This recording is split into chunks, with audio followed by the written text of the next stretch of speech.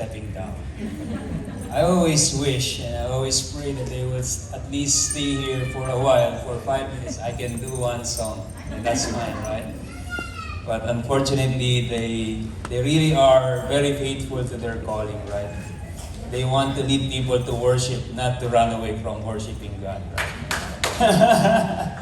So, good evening, everyone. Those of you who are coming here for the first time, welcome to Every Nation Abu Dhabi. We're continuing with our series called Perfect Equation, and we're journeying in the book of Titus, and such an interesting book. And today we're going to talk about something that is very, very applicable to all of us who are here. And prepare, because I believe that God has a message for you. And before I get into the word, I always started with stories, right? So, the last couple of weeks, I have two important, stories to share that somehow will pave the way in terms of setting up the context of this preaching. And something, I don't know if it's working, okay. This is the picture of Michelle and Venice, my youngest, is not there. The baby there is Kairos and his sister Eli. My daughter, Venice, is now 10 years old and my eldest is 18. So there are times that we miss having someone like baby running around our place, right? And not because I want to become a lolo already, that's not the point. Or to have another baby, that's not the point either. We just, somehow misses it. And, when we tried to pick up Kairos used to spend time with us during pandemic, by the way. We invited them again to our place, I think a couple of weeks ago, right? And while we were, journeying in the car, Eli, who's so smart, 5-year-old baby girl, said, I started going to school. And Michelle asked her, what is your, favorite subject? Said science. And said, we're talking about transformation and something like that. She said, Tita Michelle, don't you know that the butterfly, before it became a butterfly, used to be caterpillar? Wow, amazing. Such an intelligent girl, isn't it? So, of course, the competitiveness in my wife's spirit starts coming out. I said, aha, I have also a question for you. How about frog? And then she started saying, no, I don't know about that. Tadpole.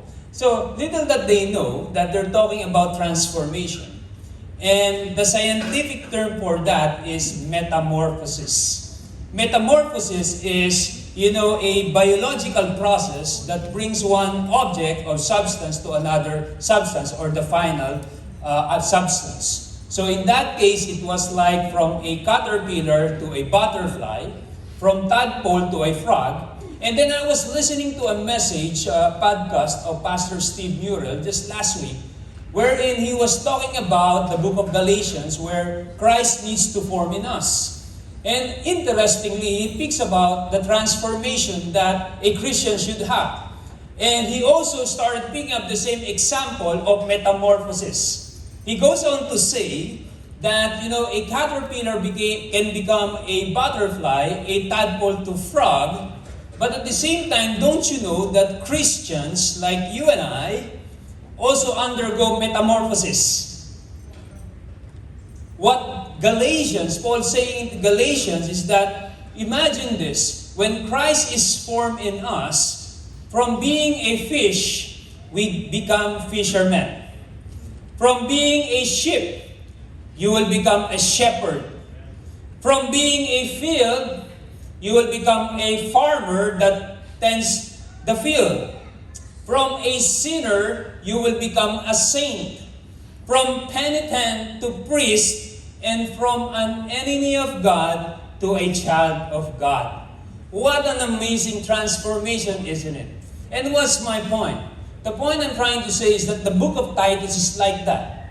Paul was exhorting the church there in Crete and saying, the right understanding of who you are in Christ will lead you to the right living. The Cretans are not living a godly life. They're not illuminating the Christian life that they're supposed to do. And that's the cornerstone of the message. As you receive the grace of God, the grace of God gives you even the power to transform you and to say no to sins. And that's what Paul was saying, that it's only natural for a person who encountered Christ to transform to something else. And that means being Christ-like. And that's why last week we talked about the relationship within the church. And today, or tonight, we're going to talk about how do we manifest Christ-like character in the marketplace. In other words, in the workplace where you are right now. I'd like you to stand on your feet. We're going to read about, in chapter